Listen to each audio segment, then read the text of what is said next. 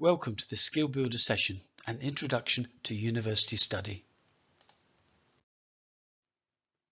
Whether arriving at university straight from school or returning to education after a break, perhaps as a postgraduate student, you may find the multiple aspects of university study quite daunting. This introduction will offer a brief overview of what to expect at university and what is expected of you. We'll also outline some of the skills, strategies and available resources that will help you succeed. First, let's look at what you might expect in the first week, first month and first year of your studies. Of course, this may vary according to your subject or school. During your first week, aim to get a clear understanding of your course, the different modules and their contents, the timetable, how you'll be assessed over the year and so on. Get set up for study, online and offline, with the IT, filing systems and study space you'll need to participate and stay organised. Familiarise yourself with the campus and identify key staff such as your academic advisor and the facilities and services that will help you during your first year and beyond. For example, the Student Learning Advisory Service. You'll want to get off to a flying start, but if you can't achieve all this in your first week, don't worry. Things will fall into place as the weeks progress. Your first month will soon fill up with academic activities, so you'll need to plan and manage your time efficiently. You will attend your first lectures and seminar and perhaps receive your first assignments. If they are written assignments in which you will make arguments or points concerning a topic, you will need to support those points with evidence and provide the sources of that evidence using a system of referencing. So you will need to find out which referencing style is used on your course. As you receive your first assignments, consider the academic skills required to complete them. If you feel you need to develop any of those skills, for example, writing essays or using a referencing system, seek guidance from the Student Learning Advisory Service. We can also advise you on maths and stats support if you are studying a STEM subject. You could even ask your school whether there is any mentoring available to you. During your first year, you will be expected to have attended a full series of lectures and seminars and completed your coursework assignments on time. You may also have revised for and sat exams, either on campus, online or both. You will also be expected to have developed key academic skills that will enable you to succeed in subsequent years. For example, critical thinking, referencing, reading, note-taking and using feedback. And learned what study techniques work best for you, which you can hone and take forward to meet the challenges of the second year. So, what are the strategies and academic skills that you will need to meet expectations and perform well during your first year? Firstly, from the outset, you will need to take ownership of your studies. As an independent learner, you will need to take responsibility for attending your lectures, completing your assignments on time, finding your best learning methods, and securing the time and space in which to work. Help and guidance is available on all aspects of your studies, but this is your time, your course, and to do well, you will need to take control of it. Firstly, you will need to get organised. Begin by familiarising yourself with the essentials such as your faculty handbook, course credit framework, module guide, school handbook and Moodle. Make sure you have the files and binders you'll need to organise all your course and assignment information, as well as the IT you'll need to, for example, attend online discussions. Keep a checklist of things you still need to know and find them out, either from the material provided to you or from your co-students, tutors, academic advisor, library or IT staff, or an advisor from the Student Learning Advisory Service. The Student Learning Advisory Service, SLAS for short, is here to help you develop the academic skills that you'll need during your studies. But there are many other resources available to you. With the increase in online learning, for example, you'll need to ensure that you're set up to participate fully. Comprehensive advice and resources are available through the university's online teaching and learning guide for students, which covers every aspect of your online learning. The library will play a pivotal role in your studies, providing you with access to the high-quality academic information you will need to research and complete your assignments. Get to know your way around and how to use the library's resources. The librarians staffing the library are there to help, and for your subject there will be a specialist librarian who knows where to find the best academic sources for your course. You might also like to familiarise yourself with the Student Support and Wellbeing Service, which is committed to improving access to learning and providing a wide range of support. Links to these services are shown here, but more generally, consider what help you'll need to succeed in your studies, then identify and use the resources available to you. Good time management is essential to your studies. Although you'll be attending lectures and seminars, the majority of your expected study time, approximately 35 hours per week if you are a full-time student, will be under your control. Part-time or apprenticeship students will need to manage their time particularly well to accommodate their studies alongside work and other commitments. Turn up to everything on time. To help you do this, use a weekly, monthly or termly time planner on which you can note down all your academic and personal commitments, as shown in the example, to help you stay on top of your work. Use them to plan the different stages of your assignments or create a revision schedule as exam time approaches. You will find time planners on the SLAS website under Time Management. Assignment deadlines are fixed, with some schools allocating 0% to work handed in late, so address any deadline problems early. For more information, see our Skill Builder session on time management. You should aim to attend all your lectures and seminars, whether conducted on campus or online. Both are important to your studies. Lectures introduce you to the most up-to-date core knowledge surrounding a module topic, including an evaluation of the evidence and alternative viewpoints and theories related to it. They occur in a logical sequence, so if you miss one, the next may be harder to follow. So it's important to keep up to date. If you have to watch online recordings of lectures, do so in the order in which they are delivered and as soon as possible after they appear. Don't let them accumulate. To make the most from your lectures, you will need to prepare. Check you know when and where each lecture is taking place, including on which online platform it may be delivered. Make sure you have an idea of its general content and relevance to your studies, and carry out any required background reading in advance. Turn up or join online in good time, kitted out and ready to learn. Above all, listen. Keep track of the structure of the talk and pay special attention to the conclusion, which will summarize the key points from the lecture, including perhaps one or two that you may have missed. If you want to ask a question at the end, express it clearly and succinctly and note down the answer. You will also need to take notes. If the lecture is not being recorded, ask permission to do so. This will allow you to concentrate on listening rather than copying down slides.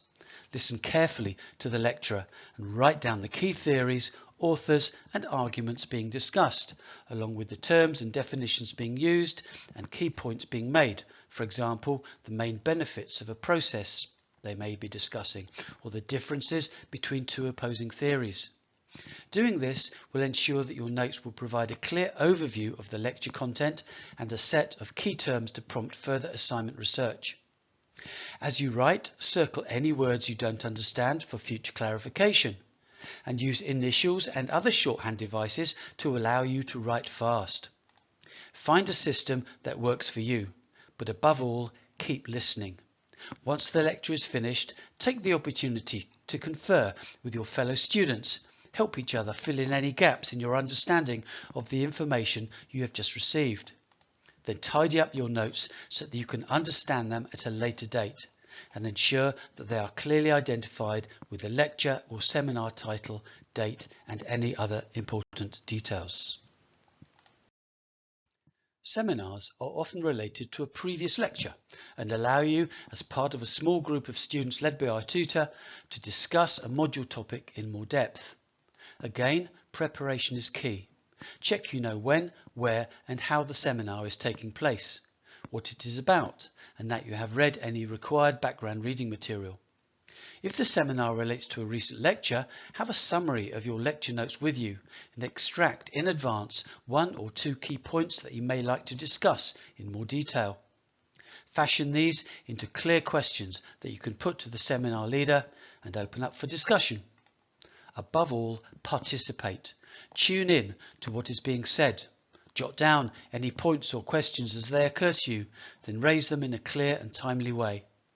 If everyone participates in the seminar, everyone benefits. And if speaking in public is difficult for you, a SLAS advisor can offer some useful advice, which can also be found on our study guide, Making a Presentation. Afterwards, tidy up the notes that you have made during the seminar and keep these with the corresponding lecture notes. Specific guides on making the most from lectures and seminars and on note making are available on our web pages. During the course of your studies, you will be set many written assignments requiring you to demonstrate your ability to find out information surrounding a topic, for example, from books and journals, use it to make convincing arguments, and express your ideas clearly following academic protocols concerning presentation, word count, referencing, and academic language. As with all projects, a written assignment involves a series of stages: considering the question, researching it, writing and revising it, and checking it before submission. Again, student learning advisors are available to discuss any aspect of this process with you, and study guides on everything from planning your essay and effective reading to writing introductions and proofreading your work are available on our web pages. As a university student, there are 2 key ingredients required in your essays that you may not have encountered before. The first is critical thinking.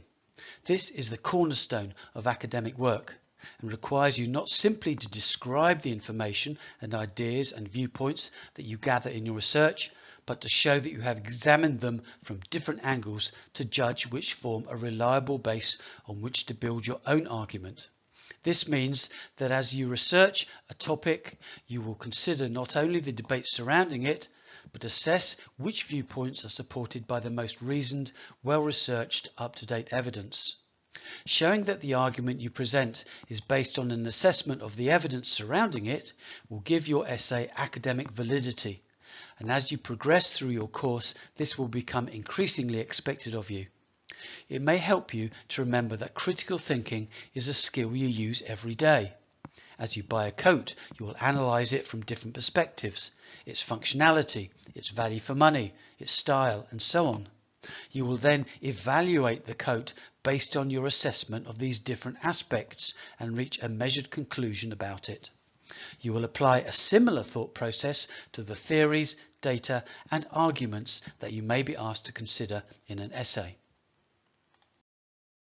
The second ingredient you may not have encountered before is referencing, which is the system you will use to acknowledge the sources of information used in your academic work. Whatever they are, ideas, data, facts, theories, wherever they come from, for example, books, journals, websites, podcasts, and however you use them, whether quoted word for word, paraphrased in your own words, or simply summarized, perhaps condensing the key ideas from a whole journal article into a couple of sentences. Referencing allows the lecturer to see that you have researched your assignment topic widely and that you are not pretending that the words or ideas you have used from these sources are your own. To pretend otherwise is a breach of academic integrity known as plagiarism. Accurate and comprehensive referencing will help you avoid committing this offence inadvertently. There are different styles of referencing, the most common being the Harvard author date style. This method involves noting down the name and date of other people's work as it appears in your essay, known as an in-text citation, before giving fuller details of these sources in a reference list at the end. However, other referencing styles use a numbering system or a footnote system, so you will need to find out the referencing style used in your school. Then you can let Cite Them Right, available in book form as shown, or online, accessed using your Kent login, or an alternative referencing manual to demonstrate the correct way to reference anything from a book or online journal to a website, annual report, or YouTube clip. If you pay attention to detail, referencing your work exactly as demonstrated to you, it can be perfect. Again, one of our advisors can help you get to grips with referencing and related skills such as paraphrasing and the correct use of quotation marks. Just book an appointment via our web pages. By now, you might have a good idea what your lecturers will be expecting from you.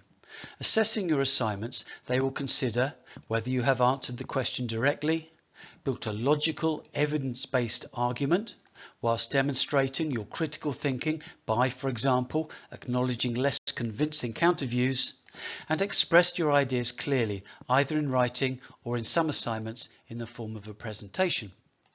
They will also want to see that you have followed any instructions, for example, on word count, format, and deadline, and of course, referenced your sources correctly.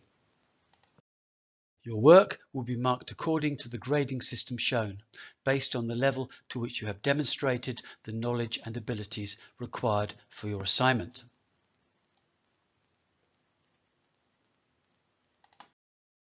Finally, whatever grade you obtain for an assignment, be sure to collect and read the feedback. This will help you reflect on what went well or not so well, so that you can apply this knowledge to the next assignment in a cycle of improvement. Consider this feedback not as personal criticism, but as a useful tool provided to help you focus on areas of your work that require most improvement. A useful technique is to ensure that you select at least one specific item of feedback concerning, say, poor referencing or lack of critical thinking, and make sure that you focus on improving that aspect of your work in the next assignment. If you don't understand the feedback, ask for clarification from your lecturer, or talk the feedback through with the SLAS advisor. Treat all feedback as a tool for improvement. You should now have a good idea of what to expect at university, what is expected of you, and the kind of help available to help you. Taken as a whole, university study can appear daunting, with so many skills to learn, assignments to undertake, protocols to follow, and systems to understand. Staying organised, breaking seemingly long and complicated tasks into shorter, achievable stages, and using the resources available to you will ensure that you soon get to grips with the academic life. For guidance on the broader range of skills needed to succeed in your studies, please go to the SLAS web pages www.kent.ac.uk/student-learning-advisory-service, where you can also book a one-to-one appointment with a SLAS advisor.